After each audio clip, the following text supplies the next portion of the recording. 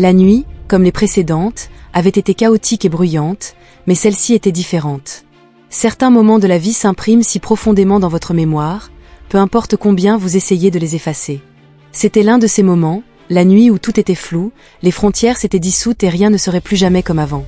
Lorsque je suis rentrée à la maison, les premiers rayons de l'aube perçaient à travers les rideaux. Je pouvais à peine me tenir debout, mon esprit était embrumé, mon corps épuisé, mais mes pensées tourbillonnaient dans un tourbillon supportable. Je portais toujours la mini-robe noire moulante que j'avais choisie pour la fête, sans manches, avec un dos plongeant. Elle épousait chaque courbe, attirant l'attention partout où j'allais ce soir-là. Mais lorsque j'ai aperçu mon reflet dans le miroir, tout ce que je pouvais voir était le vide dans mes yeux.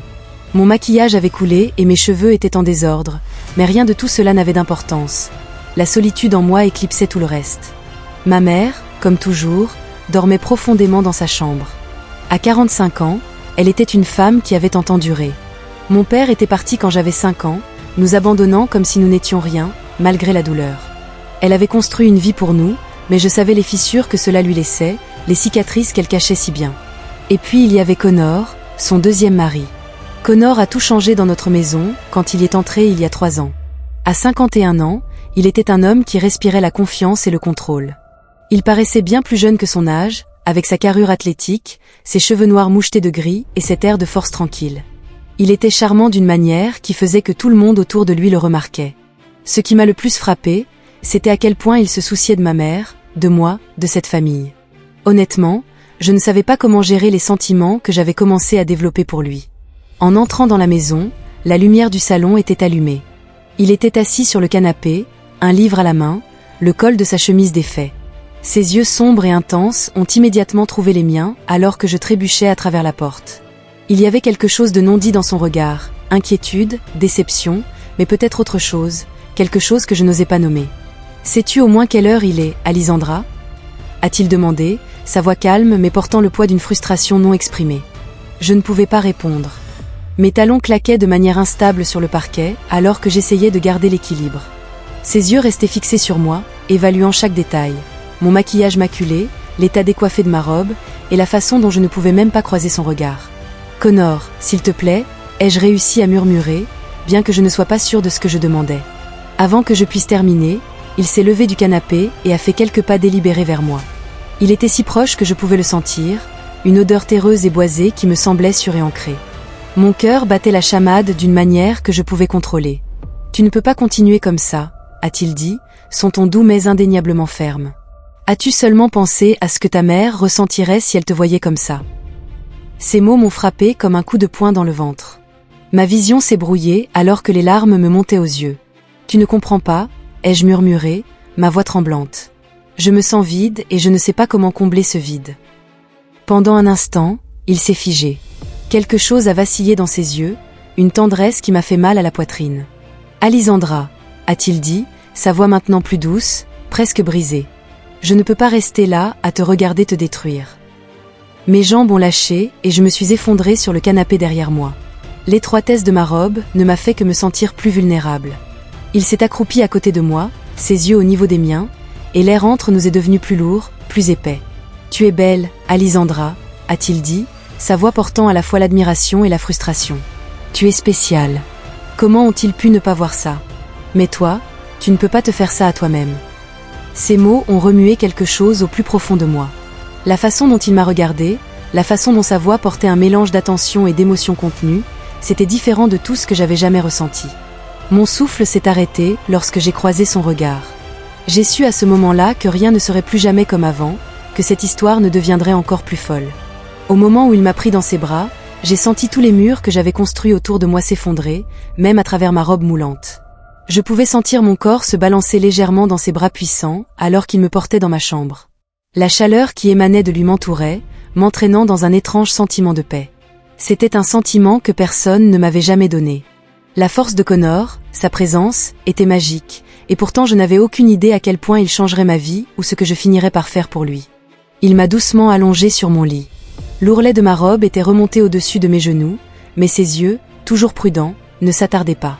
Il y avait autre chose dans son regard, quelque chose que je ne pouvais pas vraiment situer. C'était de l'attention, oui, mais pas seulement ça. C'était protecteur, mais peut-être juste, peut-être il y avait quelque chose de plus. Mon cœur s'est emballé quand je l'ai remarqué. Il était le mari de ma mère, mais il était aussi le seul homme qui m'avait jamais vraiment comprise, qui se souciait de moi. Alors que l'espace entre nous se rétrécissait, j'avais l'impression que tout allait changer en un instant. « Tu dois te reposer, Alysandra » a-t-il dit, sa voix grave mais douce. Il a tiré la couverture sur moi, ses yeux rencontrant les miens pendant un instant. « Tu ne peux pas continuer à te faire du mal comme ça, tu mérites mieux. » Je ne pouvais pas répondre, mes yeux fermés, mais mon esprit et mon cœur étaient complètement fixés sur lui. Je n'arrêtais pas de repenser à la façon dont il m'avait tenue, comment sa voix m'enveloppait comme un filet de sécurité. Était-ce juste de la confiance, ou était-ce quelque chose de complètement différent? Je ne savais pas, mais je savais une chose. Mes sentiments pour Connor avaient changé cette nuit-là, et tout était sur le point de devenir plus compliqué. Passer plus de temps avec Connor était devenu une nouvelle habitude pour moi. Ma mère, Alysa, semblait perdue dans son propre monde. Elle avait tellement changé. Elle était pleine de vie, mais le poids des années et les marques de la solitude l'avaient transformée en quelqu'un d'autre. Connor était toujours vibrant, charismatique et débordant d'un feu qu'il essayait de réprimer, ce qui le rendait encore plus fascinant. Nos conversations devenaient plus longues et plus profondes chaque jour. Nous passions des heures à la table de la cuisine à boire du café et à parler de tout et de rien. Parfois, nous mettions un film dans le salon et en discutions après. Ces petits moments, qui auraient pu paraître insignifiants, étaient ceux qui renforçaient le lien entre nous. Chaque mot que Connor disait m'attirait davantage. Chaque petit mouvement, chaque regard me laissait en quête de sens. Et en tant que femme, je pouvais sentir le sien, des sentiments pour moi aussi, dans ses silences, dans les regards subtils mais intentionnels qu'il me lançait. Il y avait quelque chose là, quelque chose qui me faisait vibrer. Je pensais que tout allait bien, que les choses se mettaient enfin en place. Mon intérêt pour la fête s'estompait, je buvais moins et je rentrais sobre. Le temps passé avec Connor m'a ouvert un nouveau monde. Nos discussions ont redonné un sens à ma vie. Mais cette nuit-là, cette nuit où j'ai tout gâché, c'était la nuit où tout s'est effondré. Alors que je dérivais d'une fête à l'autre, il y avait un vide en moi. Mes sentiments pour Connor étaient devenus insupportables. Je ne pouvais pas lui dire comment j'aurais pu. Il était le mari de ma mère, mais en même temps, il était le seul vrai lien solide que j'avais dans ma vie. Ce désordre m'a tellement déchiré que j'ai bu plus que jamais cette nuit-là. À la fin, quand mes amis ont réalisé qu'ils ne pouvaient plus me supporter, ils ont appelé Connor. Et ça a tout changé. Quand Connor m'a ramené à la maison, tout ce que j'ai ressenti, c'était de la honte. Mes yeux étaient à moitié fermés, ma robe était froissée et mon maquillage avait coulé sur mon visage. Je n'ai même pas remarqué que ma mère n'était pas à la maison. Connor m'a attrapé par le bras et m'a guidé dans le salon, mais cette fois, son toucher était différent. Il était ferme, mais il y avait un sentiment sous-jacent d'inquiétude profonde. « Alysandra, qu'est-ce que c'est » a-t-il dit, sa voix montant de colère. Pourquoi je pensais que nous avions dépassé ça? Je pensais que tu étais plus heureuse maintenant, que tu te sentais mieux. J'ai essayé de t'aider, mais encore une fois, la déception dans sa voix m'a secouée. Je l'ai regardé alors que je luttais pour rester debout, mais les mots se sont coincés dans ma gorge. Le regard dans ses yeux m'a figé sur place. Il était en colère, oui, mais il y avait quelque chose de plus. Il a pris une profonde inspiration, a passé une main dans ses cheveux et a couvert son visage pendant un moment. « Pourquoi, Alysandra? Pourquoi te fais-tu ça » a-t-il demandé, sa voix plus douce cette fois, mais la déception était toujours douloureusement évidente. Pendant un instant, j'ai ouvert la bouche, mais aucun mot n'est sorti. Puis, alimenté par le courage que l'alcool m'avait donné, j'ai laissé tomber toutes mes barrières. « Parce que je suis amoureuse de toi, Connor », ai-je dit. Mes mots ont résonné dans la pièce comme un marteau. Le visage de Connor s'est figé un instant, ses yeux s'écarquillant sous le choc. Mais je ne me suis pas arrêtée. J'ai fait un pas vers lui et j'ai posé mes mains sur sa poitrine. « Je suis amoureuse de toi », ai-je répété, cette fois plus doucement mais avec plus de détermination. Puis, soudainement, sans réfléchir, j'ai pressé mes lèvres contre les siennes. Mon baiser a porté tout mon chaos, mes sentiments et tout ce que j'avais refoulé en moi. Je ne savais pas s'il accepterait ce moment ou me repousserait, mais je me suis laissée aller complètement à la seconde où mes lèvres ont touché sa chaleur. J'avais l'impression que le monde entier s'était arrêté, mais en même temps, je savais que c'était le moment. Tout allait changer, rien ne serait plus jamais comme avant. Connor s'est figé un instant. Il semblait incertain de ce qu'il devait faire face à mon élan.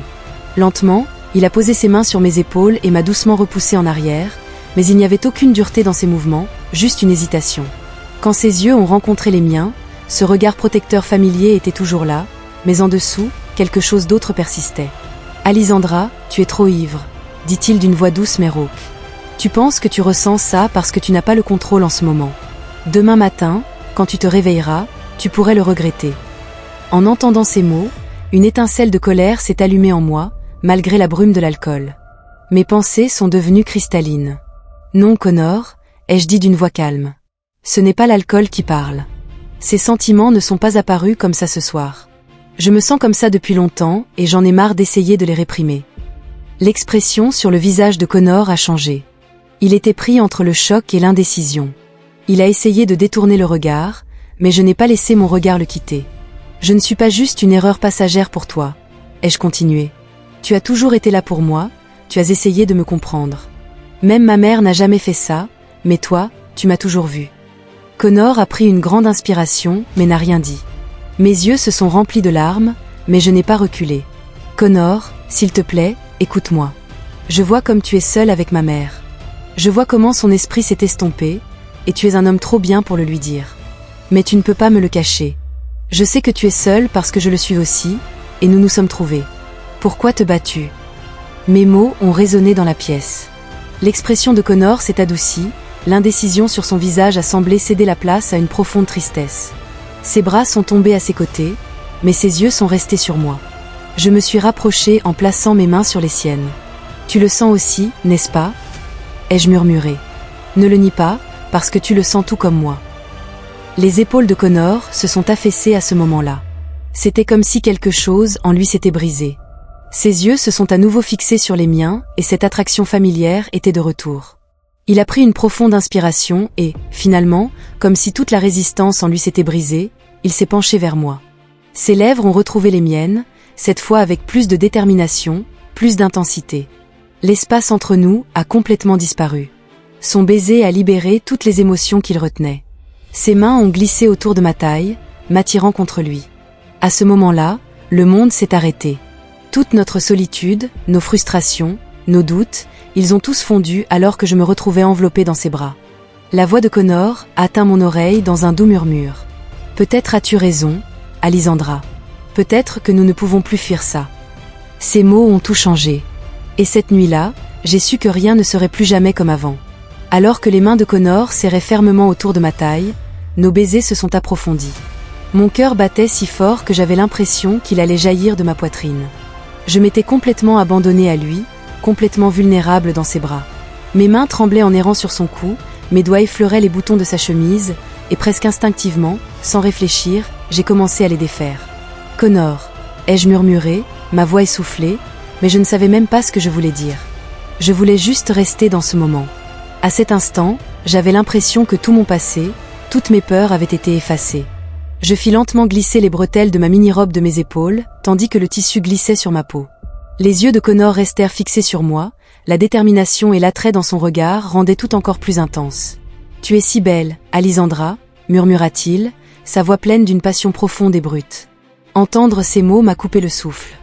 Je me laissai m'enfoncer lentement sur le canapé, les mains fortes de Connor soutenant ma taille. Sa large silhouette me consumait complètement. Au-delà du simple sentiment de sécurité, je me sentais spéciale, désirée d'une manière que je n'avais jamais connue auparavant. Alors que Connor se penchait vers moi, je ne pouvais pas détacher mes yeux de lui, même une seconde. Sa poitrine ferme et musclée correspondait parfaitement à sa silhouette puissante, et la force qui m'entourait me terrifiait et me fascinait à la fois. Quand il jeta sa chemise de côté, il s'arrêta un instant et me regarda. « Es-tu sûre, Alysandra ?» demanda-t-il, sa voix douce mais portant tellement de profondeur. Mes yeux se sont fixés sur les siens et un petit sourire tira le coin de mes lèvres. « Je n'ai jamais été aussi sûre de ma vie, » murmurai-je. Avant même que je puisse finir ma phrase, je sentis Connor se pencher sur moi. Un de ses genoux était appuyé sur le bord du canapé, l'autre fermement planté sur le sol. Sentant son poids, sa présence était plus écrasante que toute autre chose. Alors qu'il se penchait plus près, la chaleur de sa peau frôlant la mienne envoya un frisson dans ma colonne vertébrale. J'ai commencé à sentir quelque chose d'énorme en moi alors que Connor bougeait lentement. Il me regarda avec des yeux pleins d'amour. Tout était si beau. Je ne me sentais pas seule pour la première fois. J'ai chuchoté à Connor. Pour la première fois, je ne me sens pas seule. Me croirais-tu si je disais que non ? Répondit doucement Connor, également essoufflé. Après cela, nous étions tous les deux prêts à lâcher prise. J'ai senti une chaleur grandir en moi. Mes mains ont lentement erré sur son dos, tandis que les bras forts de Connor me tenaient fermement. J'avais l'impression que nous étions les deux seules personnes au monde. À ce moment-là, rien d'autre n'avait d'importance. C'était juste lui, juste moi, et l'intensité de ce moment a emporté toute réalité.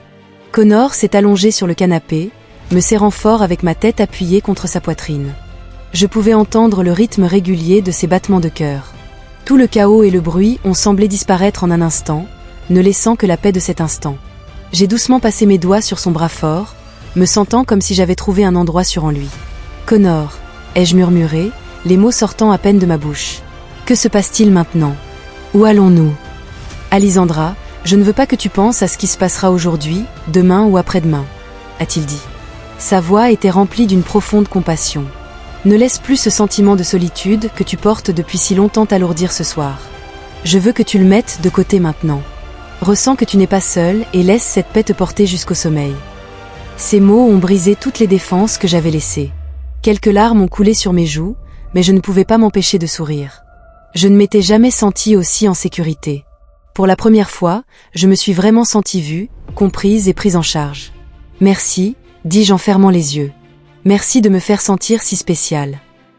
J'ai senti les lèvres de Connor se presser doucement contre mes cheveux. Tu as toujours été spéciale, Alysandra, dit-il, sa voix atteignant mon oreille comme un doux murmure. À ce moment-là, rien d'autre au monde n'avait d'importance. J'ai fermé les yeux et me suis laissé perdre dans sa chaleur, une paix que je n'avais pas ressentie depuis si longtemps m'enveloppait alors que je sombrais dans un doux sommeil. Le souffle régulier de Connor résonnait doucement dans mon oreille. Cette nuit-là, pour la première fois, je me suis endormie sachant que je n'étais pas seule et que quelqu'un se souciait de moi plus que tout, et que ce sentiment était plus précieux que tout le reste. Mais le lendemain matin, avec ses inconnus et ses incertitudes, nous attendait toujours. Je savais que cette histoire n'était pas terminée, ça ne pouvait pas l'être. Mais pour ce moment, nous avons laissé toutes les questions sur l'avenir en silence. Assurez-vous de suivre, car cette histoire ne s'arrête pas ici. Restez à l'écoute. N'oubliez pas d'appuyer sur le bouton suivre, d'activer les notifications et de laisser un commentaire sur cette histoire.